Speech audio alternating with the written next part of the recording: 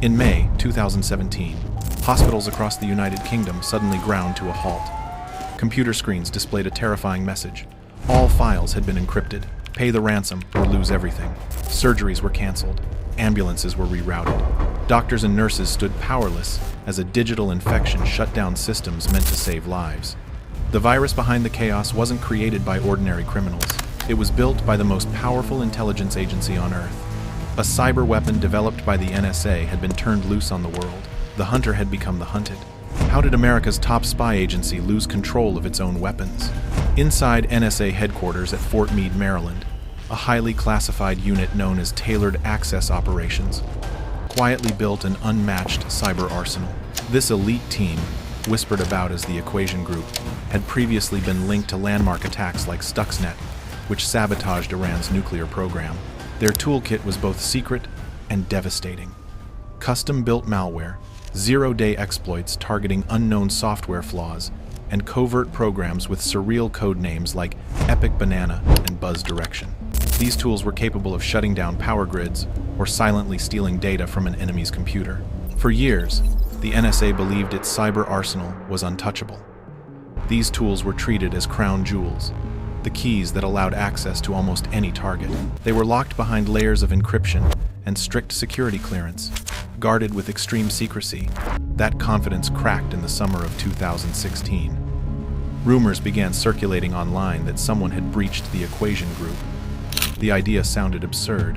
Who would dare steal from the world's most elite hackers?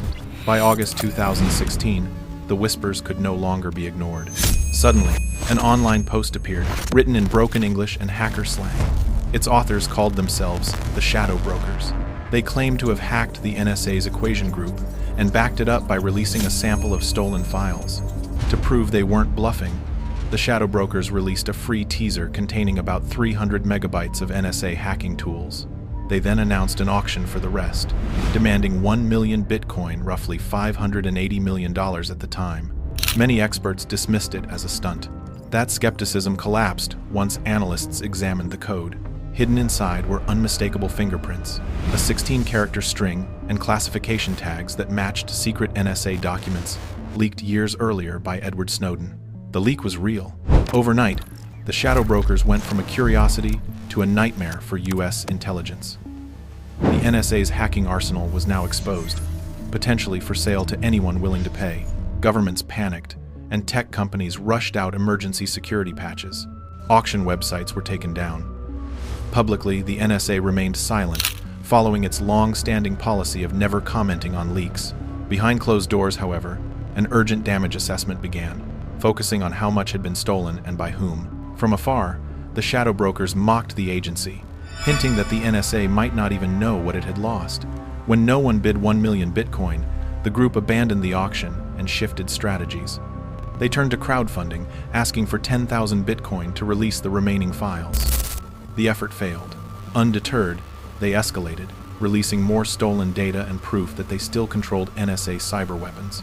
As the leaks continued, U.S. authorities hunted for a traitor. Days after the first leak, FBI agents raided a home in Maryland and arrested NSA contractor Harold Martin.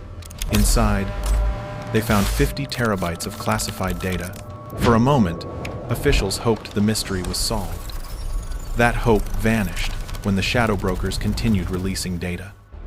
Martin, it seemed, was not the mastermind, or at least not acting alone.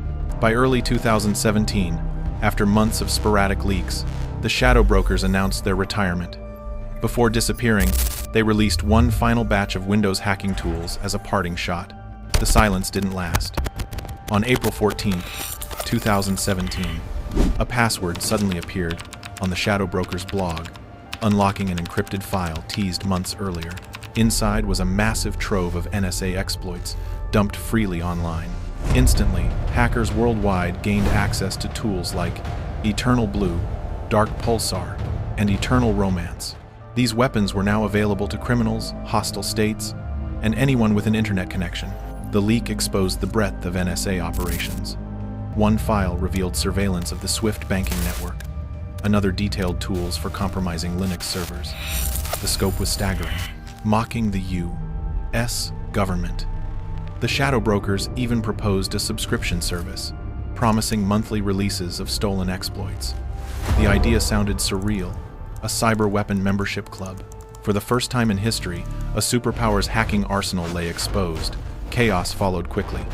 On May 12, 2017, exactly 1 month later, a massive ransomware attack erupted worldwide. The malware was WannaCry, a worm that raced through networks encrypting files. Over 200,000 computers in more than 150 countries were hit. UK hospitals were among the hardest hit, with patients missing critical treatments. Major corporations fell next. Spain's Telefonica was crippled. FedEx operations in the U.S. were disrupted. Many victims couldn't legally pay the ransom, leaving systems frozen and staff helpless. WannaCry wasn't just a hack, it was a global paralysis event. At its core was Eternal Blue, once a top-secret NSA exploit, now repurposed to hold the world hostage. Analysts traced WannaCry to hackers linked to North Korea, effectively turning an American cyber weapon against U.S. allies. In June 2017, an even more destructive attack followed. Known as NotPetya, it masqueraded as ransomware, but was designed purely to destroy. It began in Ukraine before spreading globally. Global companies suffered massive losses. Maersk shut down ports. Merck halted production. FedEx's European operations were hit, costing $400 million. The White House later estimated damages exceeded $10 billion. Like WannaCry, NotPetya relied on Eternal Blue. Within weeks, NSA tools had become a public menace, harming allies and civilians alike. The shadow brokers vanished after unleashing the chaos.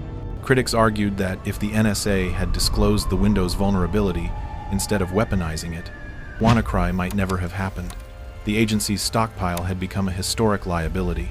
The shadow brokers disappeared, leaving one final mystery. Who were they, and why did they do it? The NSA now found itself investigating the theft of its own crown jewels. Theories ranged from an insider smuggling data out to a foreign intelligence service hacking NSA servers. Edward Snowden suggested the breach resembled a Russian operation targeting NSA staging servers. While plausible, the Russia theory faced skepticism. Intelligence agencies typically steal silently, not announce their success publicly. Others suspected insiders driven by money or grievance. Linguistic analysis suggested the shadow brokers were likely native English speakers faking a foreign accent. The truth remained elusive. By late 2017, the shadow brokers were gone for good. No arrests followed. The NSA likely overhauled its security, though it would never admit its weaknesses publicly. In the end, the saga delivered a harsh lesson. Cyber weapons are a double-edged sword. Lose control of them, and they can be turned against you. The once untouchable NSA had been outplayed. The hunter had become the prey. This story serves as a chilling reminder that in the digital age, even the gatekeepers aren't safe, and the weapons built for defense can easily be turned into tools of destruction. If you want to uncover more dark secrets of the cyber world and the hidden wars fought behind computer screens, make sure to hit that like button and subscribe. Turn on notifications so you never miss a briefing. Until next time, stay secure.